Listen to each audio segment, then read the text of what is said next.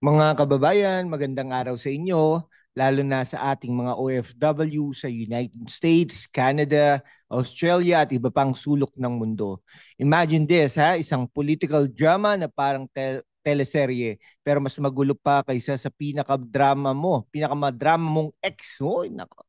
Pinag-uusapan natin ngayon ang impeachment case laban kay Vice President Sara Duterte at ang kanyang magic words na motion to dismiss, no? Pero teka, bakit nga ba ito ang pinaka-bisa, no? Para matapos na ang circus na ito.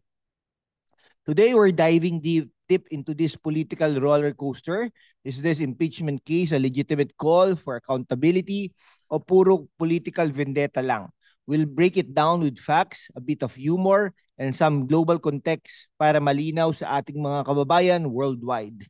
Kaya grab your coffee, your pancit, or your fish and chips if you are in the UK, and let's get started. Kung bago ka rito, ako si #WalkWithLan, your guide sa masalimuot na mundo ng Philippine politics. This channel is all about breaking down the issues with wit, wisdom, and a touch of Pinoy humor para hindi ka mabore. Ayun, no? Today, we're tackling the impeachment case against VP Sara Duterte, focusing on why a motion to dismiss might just be the key to ending this saga. Pero before we dive in, I need you to do three things. One, like this video. Second, subscribe to the channel. And third, hit the notification bell para updated ka sa mga susunod nating deep dives. Kung gusto mong suportahan pa kami, send us a super thanks, lalo na yung mga OFW natin sa Dubai, Saudi at Japan, dahil every bit helps keep this channel running. The impeachment case against VP Sara Duterte has been the talk of the town, from Manila to the group chats ng mga OFW sa Hong Kong at Italy. Pero bakit nga ba ito mahalaga? It's not just about politics. It's about power plays, no? How about power plays, narratives, and public perception shape our democracy? Ang tanong nga is this case about justice or is it a political witch hunt? We'll look at both sides, dissect the arguments, and throw in some satire to keep it light. Ready? Let's go. Excuse me po.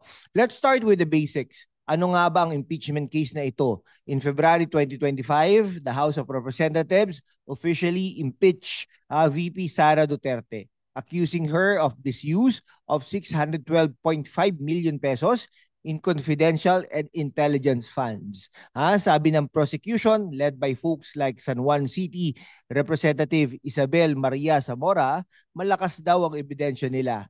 They claim it's airtight, parang vacuum sealed Tupperware ng adobo. Pero teka, let's look at the other side. Ang depensa ni VP Sara, it's all about political noise. Sabi ng kanyang allies, like Senator Ronald De La Rosa, this is a case built on shaky grounds, designed to tarnish her reputation and weaken the Duterte legacy. They're pushing for a motion to dismiss, arguing na kulang sa oras ang Senate para sa trial at kulang, no, din sa substance ang kaso. Imagine si VP Sara sitting in her office looking at the headlines, parang si Darna, pero instead of fighting super villains, she's dodging political grenades. The question is she the hero or the villain in the story? Let's unpack the charges. The funds in question were allegedly misused during her time as DepEd Secretary and VP. Pero here's the kicker. Confidential funds are by nature secretive. Paano nga mo nga ba sasabihin na misuse kung hindi mo rin naman makikita ang detalye? It's like accusing someone of eating your lechon without proof. Pero puro assumption lang. Sa US halimbawa, impeachment cases like Bill Clinton's or Donald Trump's needed clear evidence of high crimes and misdemeanors. No? Sa Pinas, the Constitution says culpable violation of the Constitution or betrayal of public trust. Does Sara's case meet this bar? Let's hold that thought. If you're already intrigued, hit that like button and share this video sa mga kaibigan mo sa UAE, Norway, or or wherever you are, let's keep the convo going in the comment section. Anong tingin mo? Valid ba ang charges? Now, let's talk about the motion to dismiss. Bakit nga ba ito ang sinasabi ng Team Sara na pinakabisa? According to Senator Amy Marcos, one of the key reasons is time or the lack of it. The Senate, as of June 2025, is swamped with legislative priorities, and the impeachment trial could drag on for months. Sabi ni Amy, kung kulang ang oras, ibasura na lang. Pero let's be real, ha? It's not just about the calendar. The motion to dismiss is a strategic move.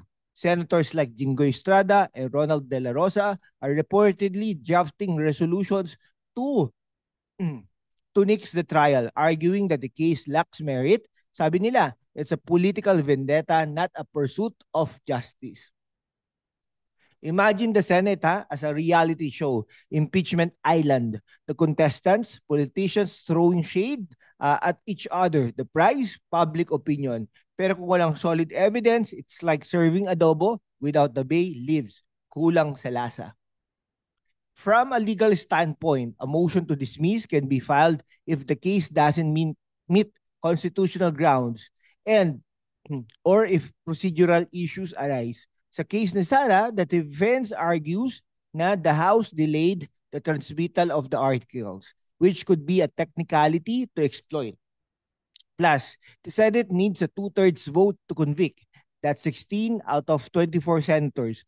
With allies like De La Rosa and Marcos in her corner, good luck getting that number.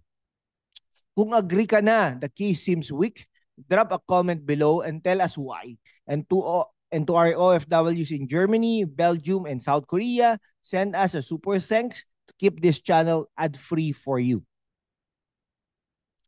Okay, para fair, let's hear out the prosecution. Sabi ng House, led by progressive groups like Kabataan Party List and Bayan Muna, the impeachment is about accountability.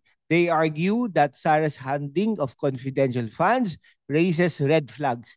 612.5 million pesos is no small change, ha? Sabi ni Nery Colmenares, kung gusto, laging may paraan to hold her accountable. Picture this, a young OFW in Dubai sending money home to their family wondering saan napunta ang milyong-milyong confidential funds. That's the sentiment driving the impeachment push. For many, it's not just about Sara. It's about ensuring public funds aren't misused. But here's the counterpoint, ha? Confidential funds are meant for sensitive operations. Kung ipapaliwanag ni Sara every peso, di nawala na ang confidential sa confidential funds, di ba? It's a catch, 22. Plus, survey shows 50% of Filipinos disagree with the impeachment. So, is this the case about justice or just political noise? In countries like South Korea or Japan, misuse of public funds can lead to massive scandals. Pero sa Pinas, the line between misuse and politics as usual is blurry. Is Sara being singled out because of her last name? Ano ang take mo? Is the prosecution onto something or is this just a Duterte targeted attack? Comment down below, ha? And don't forget to subscribe para sa mas maraming political deep dive. Now, let's zoom out. The impeachment isn't just about Sara. It's a proxy war between political dynasties and factions. The Dutertes versus the Marcoses, no? The liberals versus the loyalists. It's like the Game of Thrones. Pero instead of dragons, we have press conferences and exposed.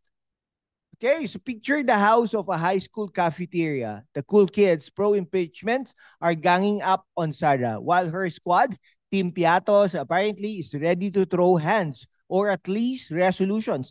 Pero sino ang tunay na panalo? The media getting clicks and the politicians getting airtime. Impeachment in the Philippines is a political process, not just a legal one. Historically, only one impeachment case, Joseph Estrada's in 2001, led to a conviction, sort of. Most like Gloria Arroyo's multiple impeachment fizzle out. The odds are stacked against conviction, especially with Sara's strong Senate allies. Look at the US. Trump's impeachment never led to conviction because of partisan divides. Same here. With 2028 elections looming, this case might just be posturing for political points. To our kababayan, no, in Australia, New Zealand, and Switzerland, share this video sa group chats nyo. Ha? Let's get this convo global. And if you're feeling generous, hit that super thanks button. Okay, let's talk about why a motion to dismiss makes sense for Sarah. Now, first, her track record as DepEd Secretary. She pushed for teachers, welfare, and curriculum reforms. As VP, she's been a unifying figure for many Dutertistas. Is she perfect? No. Nope, no. But does she deserve this level of scrutiny? That's debatable. Imagine, being Sara Duterte, carrying the weight of your father's legacy while navigating a political minefield, no? Parang siya yung nasa dodgeball game, pero lahat ng bola sa kanya itinututok. No? A motion to dismiss could give her a breather to focus on governance, not drama. Second, the evidence. The prosecution's case relies heavily on allegations, but worse, the smoking gun, without concrete proof of misuse. This impeachment feels like a fishing expedition. And let's not forget, the Dutertes have a loyal base. Alienating them could backfire big time in 2028. In countries like Norway or Denmark, public officials are rarely impeached without ironclad evidence. The Philippines could learn from that. Focus on governance, not a political chatter. If you think Sarah deserves a fair shot, drop some comments, no? Below, no? And to our OFWs in Saudi, UAE, and Hong Kong, keep supporting this channel with a super thanks. So, where do we stand? The impeachment case against VP Sara Duterte is a classic political drama, full of noise, passion, and not enough evidence. A motion to dismiss, as pushed by senators like Amy Marcos and Ronald De La Rosa, could end this saga quickly, saving time and resources, but the prosecution argues it's all about accountability, not politics. Who's right? That's you for decide. We've looked at both sides, no? The case for impeachment, the case for dismissal, and the bigger political circus. The data suggests the case is weak, the Senate is divided, and the public is split. My take, a motion to dismiss might just be the cleanest way to move forward, letting Sarah focus on her duties and the country on bigger issues like economic recovery. Mga kababayan sa US, Canada, UK at sa buong mundo, if you found this video insightful, please like, subscribe, and share it sa mga kaibigan mo. Drop your thoughts in the comment section. Do you think the impeachment should be dismissed? And if you're in Dubai, Japan, or anywhere else, support us with super thanks to keep this channel going. Salamat sa inyong lahat at hanggang sa susunod na deep dive.